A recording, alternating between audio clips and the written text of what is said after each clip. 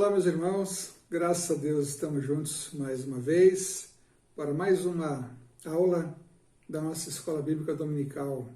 E é uma alegria estar convosco, estarei todo mês de abril, então, a ministrar essas aulas. E hoje nós temos, então, a lição número 5 da vossa revista, cujo título é Ressuscitado. E calhou, então, não é que também hoje é o dia da ressurreição de Jesus Cristo, o domingo da ressurreição, o domingo de Páscoa, enfim, e vamos refletir sobre isso, sobre esse tema tão importante, de extrema relevância para nós que somos discípulos de Jesus Cristo e que já podemos experimentar o Cristo vivo nas nossas vidas, não é? Então, o relato de Lucas, capítulo 24, versos de 1 a 12, servirá como base, então, para a nossa reflexão. Nós vamos, então, agora fazer uma oração, pedindo ao Senhor que abençoe a nossa lição. Amado Deus, muito obrigado, porque o Senhor mesmo nos chamou e nos capacitou, Pai, para conhecermos mais do Senhor através da Tua Palavra.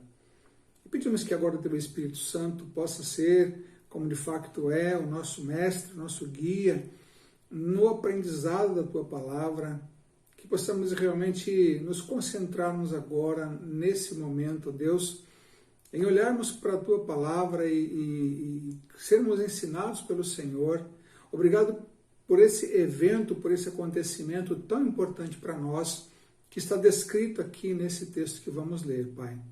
Obrigado porque Jesus Cristo morreu pelos nossos pecados, mas ressuscitou e está vivo, e nós então podemos nos relacionar com Ele. Graças ao Senhor, então, por essa grande bênção, e obrigado por podermos, então, nos debruçar agora sobre esse texto para estudá-lo. É a oração que eu te faço, Deus, agradecida em nome do Senhor Jesus. Amém. Amém, irmãos. Como eu já disse, então, é um texto bastante importante, é um tema bastante importante, e nós vamos seguir o texto, então, lendo alguns versos, vamos juntar alguns versos e vamos observar o que eles têm ali, então, de importante para nos ensinar. E nós começamos, então, com o facto de que Jesus Cristo fora retirado da cruz, já morto, e levado para um sepulcro novo, não é?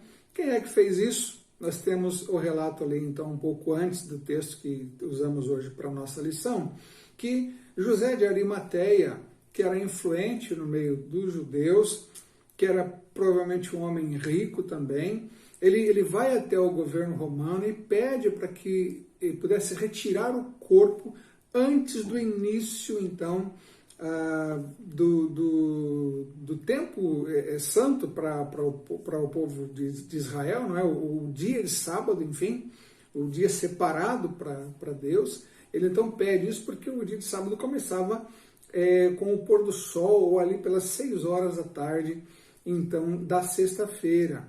Ele então vai até o governo romano e pede para que o corpo fosse tirado, e ele leva então esse corpo, recebe autorização, e leva o corpo de Jesus Cristo, e com a ajuda de Nicodemos, não é?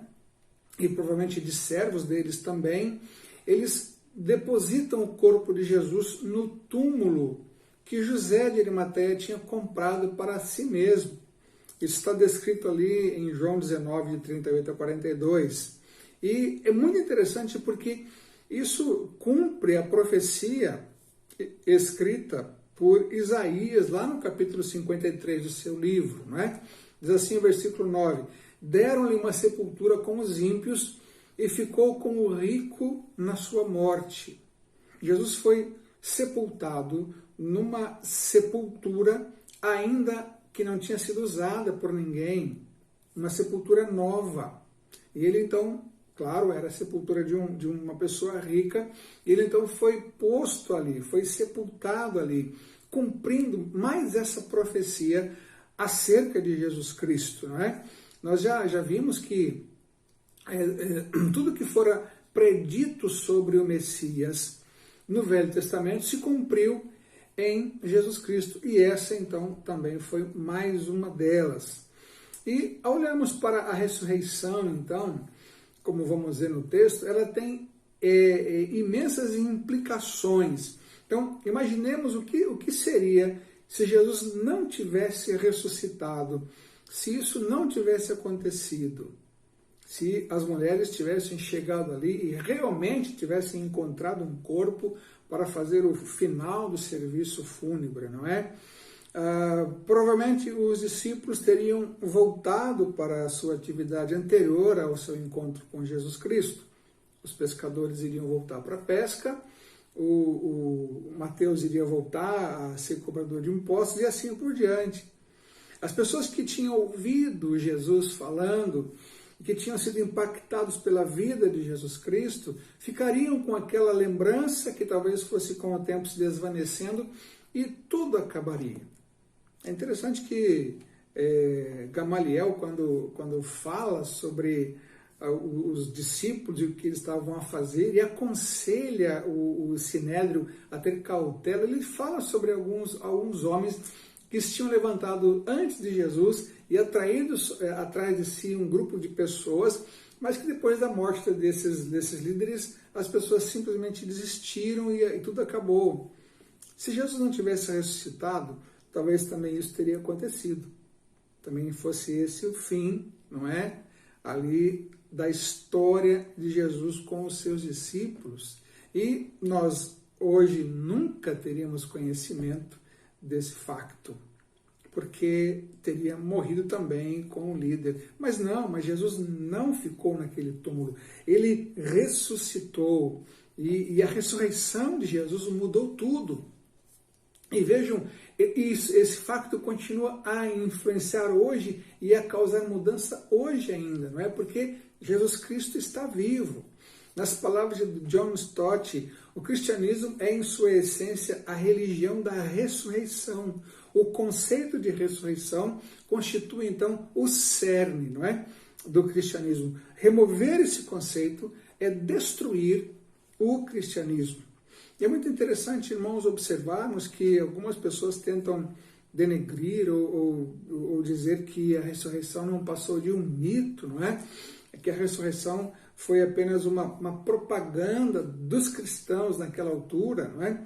Mas vejam que interessante, primeiro que se fosse uma propaganda, não teriam sido as mulheres as primeiras a anunciarem Jesus Cristo, porque infelizmente, naquele momento, as mulheres não tinham uma voz tão importante a ponto de serem ouvidas.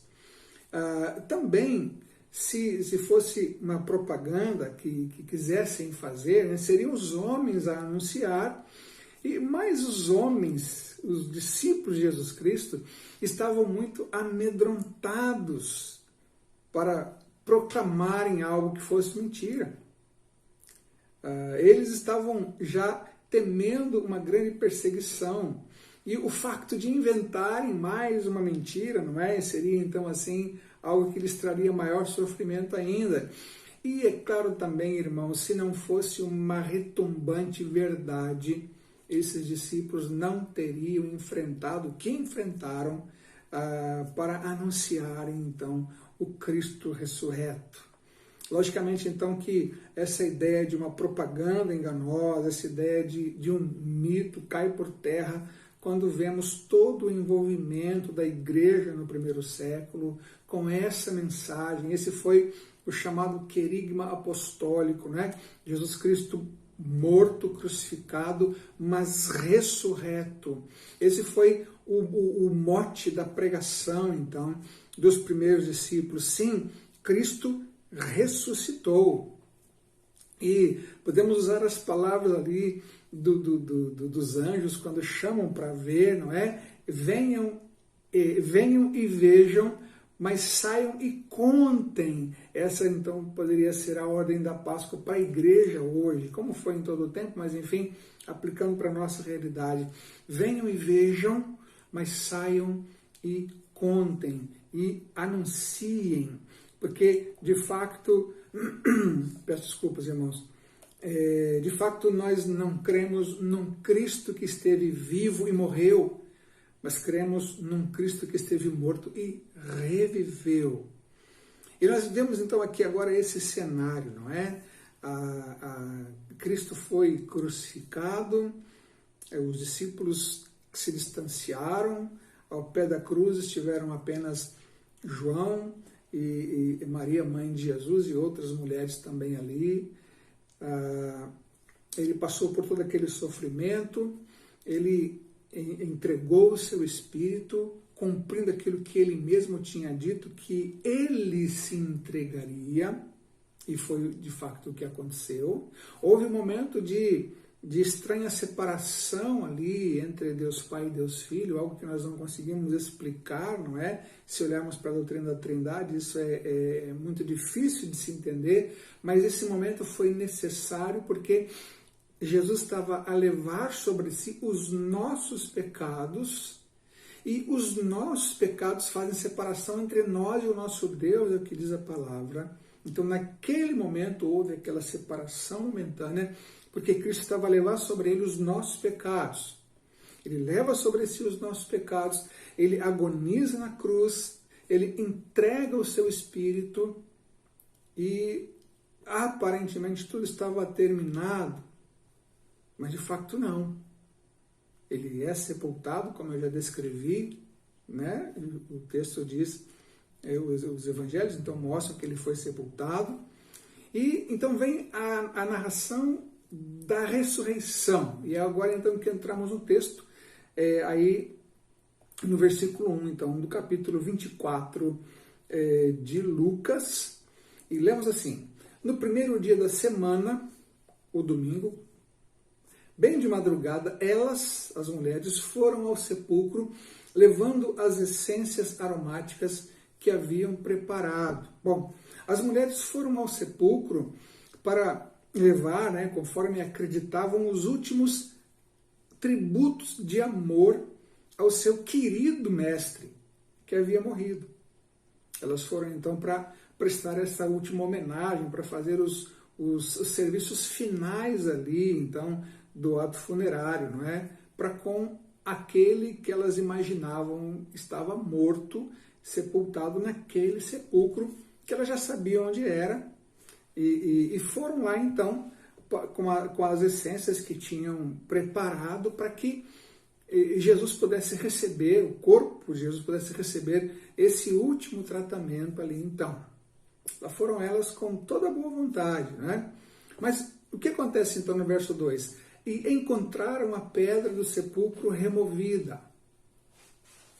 Ora, elas caminhavam para o sepulcro, e Marcos diz que ao caminharem para o sepulcro, se perguntavam: quem vai remover a pedra para que entremos, para fazermos esses últimos serviços? Essa era a preocupação.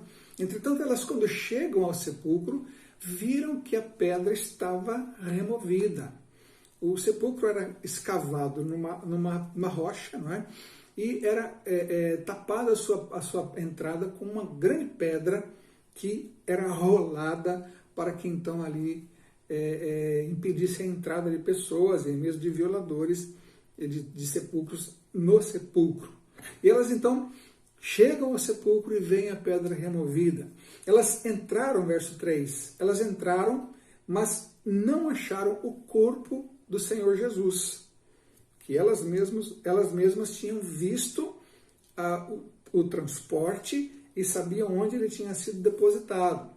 E ficaram perplexas com isso. Aqui nós vemos um sentimento, né, provocado pelo inesperado. Foram para encontrar o corpo, mas não o encontraram. Um dado interessante é que isso já tinha sido anunciado por Jesus, como vamos ver daqui a pouco. Entretanto, elas ficaram perplexas. Eu quero juntar aqui, então, a esses versículos 2, 3 e 4, também o versículo 12, que também narra a chegada de Pedro ali no sepulcro. O verso 12, então, diz assim: contudo, Pedro levantou-se e correu até o sepulcro, e, abaixando-se, viu somente os panos de linho, e retirou-se admirado do que havia acontecido. Pedro vai também, depois que as mulheres chegam até os discípulos e relatam o que tinham visto ou que não tinham encontrado o corpo. Então Pedro vai até o sepulcro também para tentar descobrir o que estava a se passar. O relato de João, desse mesmo episódio, lá no capítulo 20 de João, versos 3 a 8, é muito interessante. Eu quero ler para os irmãos, então, e diz assim, João 20, de 3 a 8. Então, Pedro e o outro discípulo aqui é João, não é? Pedro e o outro discípulo saíram e foram ao sepulcro, e os dois corriam juntos, mas o outro discípulo correu mais depressa do que Pedro e chegou primeiro. Abaixando-se, viu os panos de linho deixados ali, mas não entrou. Chegando Simão Pedro, que o seguia, entrou no sepulcro e viu os panos de linho deixados ali. Viu também que o lenço que fora colocado sobre a cabeça de Jesus estava com os panos, mas dobrado em um lugar à parte. Então o outro discípulo que chegara primeiro ao sepulcro também entrou, viu e creu. Interessante essa descrição tão vívida de João, não é? João viveu esse momento. O que João relata no seu evangelho foi algo que ele viveu. O que Lucas relata, o que Lucas escreve foi algo que ele ouviu. Mas o que João escreve foi algo que ele viveu. Ele, então, e Pedro foram até o sepulcro depois do anúncio das mulheres. E também ficaram atônitos em relação a isso. O que aconteceu com o nosso mestre?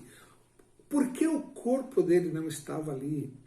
Aqui há uma diferença interessante em relação ao que João vivenciou nesse momento, que nós temos a impressão que Pedro entra nesse sepulcro, observa a questão que o corpo não estava ali, e talvez tenha ficado perplexo a refletir, mas no relato de João ele diz que quando João entrou no sepulcro e não viu ali o corpo, mas só os panos que envolviam o corpo de Jesus, ele viu e creu. João creu naquilo que Jesus tinha dito anteriormente, não é? Eles viram que ali só estavam os tecidos que envolviam, que embalavam o corpo de Jesus, mas o corpo dele não estava ali. Uma coisa interessante também é que a ideia que se tentou disseminar também foi que o corpo tinha sido roubado, não é?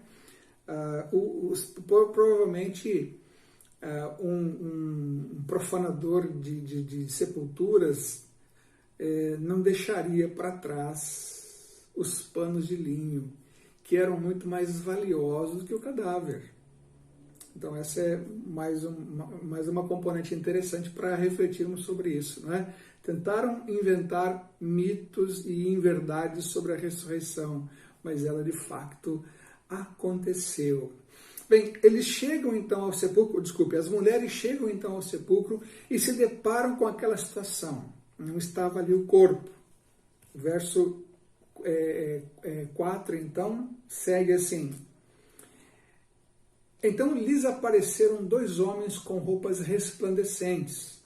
Elas ficaram com medo e abaixaram os olhos para o chão.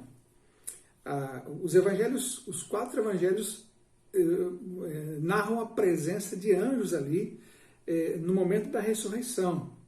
A exceção é que Lucas fala de 2 e os outros evangelhos, se não me falha a memória, falam de 1. Não há nenhuma contradição nisso, até porque onde se registra apenas um anjo está a se referir ao porta-voz, aquele que está a dar a notícia, e não ao número de anjos. Então, Lucas registra aqui dois anjos. E é muito interessante que os anjos, esses mensageiros de Deus, não é? Que o autor dos Hebreus diz que eles agem a favor dos salvos por Jesus Cristo, mas eles têm uma participação e uma presença muito importante sempre. Sempre que algo importante está para acontecer, quase que sempre eles aparecem. Então vejam que interessante, os anjos estiveram presentes no anúncio do nascimento de Jesus Cristo, lá para Maria e num sonho para José, e também estiveram presentes no próprio nascimento, quando anunciam para os pastores, né? Eles estiveram presentes também no Getsêmani ali, quando Jesus estava em agonia, não é? É relatado por Lucas que Jesus foi consolado por eles, ou por um anjo, ou por anjos, enfim. E agora no anúncio da ressurreição eles também estão presentes, eles também aparecem, né? E mais uma vez também as mulheres vivenciam essa emoção diante do inesperado, ficaram com medo e abaixaram os olhos para o chão. O que significa esse abaixar os olhos para o chão? Era o reconhecimento de que ali diante dela estavam seres de grande importância. Então, essa atitude de reverência, não de adoração, porque os anjos não receberiam adoração, nós lemos isso lá em Apocalipse 22, não é? Mas de reverência enfim, a importância desse anúncio que estava ali a ser feito agora. E esses anjos então disseram: por que procurais entre os mortos aquele que vive? Por que procurais entre os mortos aquele que vive? Ele não está aqui, mas ressuscitou. Esse também é o versículo áureo da nossa lição, não é? Por que procurais entre os mortos aquele que vive? Aqui pode estar embutido também uma repreensão àquelas mulheres, uma vez que, como Jesus já tinha dito que ressuscitaria, elas deviam ter se lembrado ou deviam ter crido nesse anúncio de Jesus. Jesus fala sobre isso em Lucas 9, 22, em Lucas 17, 25, em Lucas 18, 32 e 33, só para citar os versos que Lucas registra esse anúncio de Jesus, anúncio prévio de Jesus da sua morte e ressurreição. Então, quando ele diz, por que vocês procuram entre os mortos aquele que vive, é como se fosse uma lembrança, né? E elas, de fato, se lembraram depois, né? Os anjos, então, a lembrarem as mulheres do que Cristo havia dito. Irmãos, aqui há um reforço enorme quanto às palavras, quanto à autoridade de Jesus Cristo, porque aquilo que ele disse, ele cumpriu. E, de fato, quando ele usa a figura de demolir o templo e reconstruir o templo em 3 dias, não é? Aquilo era uma menção à sua própria morte e ressurreição, que não foi percebida por quase ninguém que estava ali a ouvi-lo, não é? Então isso se cumpriu aqui agora, quando os anjos anunciam que ele não estava ali, quer dizer, ele ressuscitou, ele experimentou a morte no nosso lugar, ele pagou o preço completo pela nossa salvação, ele morreu, né, levando sobre si os nossos pecados, e ele morreu de facto, porque João diz que o soldado espetou aqui o seu lado direito, o seu lado, e saiu então água misturada com sangue, sangue misturado com água, melhor dizendo, não é? Então, Jesus derramou todo o seu sangue, ele se esvaiu em sangue, ele morreu de facto pelos nossos pecados, e ele foi sepultado, mas ele não ficou no túmulo, e os anjos vieram então anunciar isso àquelas mulheres que foram ali naquela manhã para fazer, como eu já disse, os últimos serviços funerários ali no corpo de Jesus Cristo. E ele diz então também, lembrai-vos de como vos falou ainda na Galileia, né? Então são os textos que eu citei para os irmãos aqui.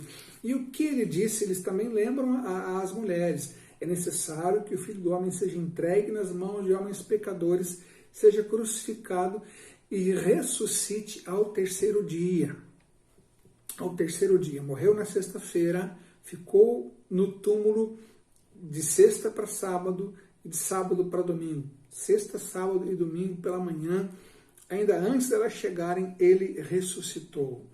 A hora da ressurreição a Bíblia não registra, mas registra a ressurreição. Isso é que importa, isso aqui é o facto em si, não é? E no versículo 8, então, elas então se lembraram das suas palavras e, voltando do sepulcro, anunciaram todas essas coisas aos 11 e a todos os outros. Então, nós temos a impressão aqui de um conhecimento progressivo a respeito do Senhor Jesus. Muitas coisas que Jesus tinha dito antes, parece-nos que ainda não tinha sido assimilado pelos seus discípulos, pelos seus seguidores. ao longo do tempo que Jesus esteve com eles, essas coisas foram sendo assimiladas, muitas coisas foram sendo elucidadas, mas tudo que Jesus falou sobre a sua morte e ressurreição só começa agora a fazer sentido muito claro para eles. E a ressurreição, especialmente agora, quando ela acontece e quando esses anjos então vêm anunciar que o Cristo não estava ali, mas tinha ressuscitado. Então, tanto as mulheres como os próprios apóstolos também, não é? E até mesmo a própria família de Jesus ali, os seus irmãos especialmente, eles só passaram a crer em Jesus Cristo depois da ressurreição, porque então viram que realmente ele era aquilo que ele falava, aquilo que ele anunciava, não é? Então é interessante isso. Muitos tentaram de alguma forma desmerecer e tentar anular esse facto da ressurreição, porque insistiam em continuar não crendo em Jesus Cristo, mas outros passaram a crer porque realmente viram que tudo aquilo que ele disse era verdade e se cumpriu conforme ele próprio tinha anunciado. E verso 10, as mulheres que relataram essas coisas aos apóstolos foram Maria Madalena, Joana, Maria mãe de Tiago e outras que também estavam com ela. Só a título, então, de esclarecimento, né? Essa Maria Madalena, ou Maria de Magdala, que era a região da Galiléia, de onde ela era, né? Ela era oriunda dessa região da Galiléia, por isso leva também o nome Magdala, Maria Madalena, ou Maria de Magdala, foi aquela que foi liberta por Jesus da possessão demoníaca, que está registrado lá em Lucas 8:2. Joana era a mulher de Cusa, que era mordomo de Herodes. Maria era mãe de Tiago, filho de Alfeu, o discípulo, também chamado de Tiago Menor, e ela, em outros lugares, chamada de a outra Maria. Essas mulheres, então, e outras, tiveram uma parte importante no ministério de Jesus, inclusive apoiando o ministério de Jesus financeiramente. E é muito interessante que elas, então, foram aquelas que receberam primeiramente essa notícia da ressurreição de Jesus Cristo. Podemos dizer que, nesse momento, eram aquelas que estavam mais envolvidas com o Mestre, porque foram lá para prestar os seus últimos serviços. Quanto mais envolvidos nós estamos com o Senhor, mais profundas as coisas do Senhor ficam para nós, mais claro, não é? Aquilo que Ele quer de nós também fica. É por isso que é tão importante nós buscarmos o Senhor incessantemente e mesmo do fundo do nosso coração. Essas mulheres tiveram essa experiência, não é? Alguém já disse que Deus não tem pessoas preferidas, mas Ele tem amigos íntimos. E obviamente que quem priva da intimidade do Senhor será muito mais abençoado do que aqueles que se mantêm longe, mantêm-se distantes, não é? Essas mulheres, então, muito envolvidas e desejando servir até mesmo ali o que elas achavam que seria apenas o corpo do Mestre, mas receberam essa mensagem tão importante. Ele não está aqui, mas reviveu, está vivo. E essas mulheres, então, vão anunciar aos demais discípulos, e o verso 11 nos diz assim: mas as palavras delas lhes pareceram um delírio e não lhes deram crédito. Então, a primeira vez que eles ouviram isso, então, dessas mulheres, foi algo que era para eles um delírio da parte delas, né? Pensaram, vocês estão mesmo malucas, isso não pode ter acontecido.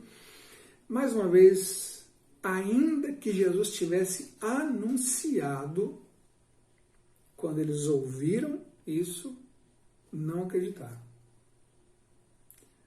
Talvez porque estivessem ainda muito cegos pelos últimos acontecimentos. É interessante que Jesus tenta preparar os discípulos, desde lá de João 14, quando ele fala, não se turbe o vosso coração, credes em Deus, credo também em mim, porque Jesus já estava a falar sobre a sua crucificação, e aquilo trouxe um peso muito grande sobre eles.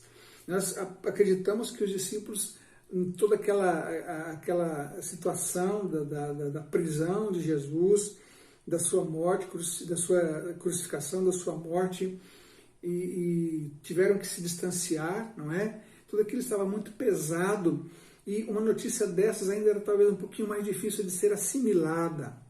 Mas Pedro, então, vai até o sepulcro, como diz o verso 12, que eu vou ler de novo. Contudo, Pedro levantou-se e correu até o sepulcro, e, abaixando-se, viu somente os panos de linho, e retirou-se admirado do que havia acontecido. Provavelmente Pedro ali começa já a crer que realmente o Senhor Jesus tinha ressuscitado. E interessante que Jesus aparece a eles na sequência, né? Mas eu trouxe aqui um pequeno resumo das aparições do Cristo ressurreto. E é o seguinte: a sua primeira aparição então foi a Maria Madalena, não é? Depois apareceu a outras mulheres, e em seguida aos 2 homens no caminho de Emaús, ali em aqui mesmo em Lucas, no capítulo 24, do versículo 13 até o 22. Em algum momento também apareceu a Pedro e ao seu meio-irmão Tiago, isso é registrado lá em 1 Coríntios 15, 7. E nessa noite mesmo da ressurreição, ele aparece aos apóstolos quando Tomé não estava presente. E uma semana depois ele volta a aparecer com o objetivo específico de ser visto por Tomé. Apareceu a 7 dos apóstolos quando estavam pescando no Mar da Galileia, e antes da ascensão também se encontrou várias vezes com os apóstolos a fim de ensiná-los e de prepará-los para o ministério. E em 1 Coríntios capítulo 15, Paulo fala que Jesus apareceu a mais de 500 pessoas, não é? Depois da ressurreição, e por último a ele próprio no caminho de Damasco. Aos verdadeiros discípulos de Jesus, saber que o seu mestre estava vivo fez toda a diferença. O anúncio do anjo: ele não está aqui, mas reviveu. Porque procuram entre os mortos aquele que está vivo. Esse texto então nos apresenta esse facto. Jesus não ficou no túmulo, ele reviveu, ele ressuscitou. Esteve morto, sim, morreu de facto pelos nossos pecados, mas declarou a vitória sobre a morte ao ressuscitar, nos mostrando que nós também seremos vitoriosos em relação à morte, porque assim como ele ressuscitou, também ressuscitaremos um dia, né? Assim como ele está com o Pai, à direita do Pai, assim como ele disse que na casa do Pai há muitas moradas, nós também estaremos com ele. Assim que morrermos aqui, vamos para o Senhor Jesus na sua glória, porque ele está vivo. Essa é a grande mensagem da Páscoa. Jesus Cristo morreu, mas ressuscitou, para que nós também pudéssemos ter vida. Esse texto, então, irmãos, que acabamos de ler e comentar, é uma das bases da ressurreição de Jesus Cristo. Os outros evangelhos também trazem os seus relatos da ressurreição, mas hoje ficamos, então, com Lucas 24, de 1 a 12. E que Deus possa nos abençoar, não é? Que sejamos mesmo gratos ao Senhor por essa grande bênção que foi a ressurreição do nosso Senhor Jesus Cristo. E glórias a Deus, porque Ele é vivo, e então nós podemos ter vida nele e com Ele também. Que Deus o abençoe, em nome de Jesus.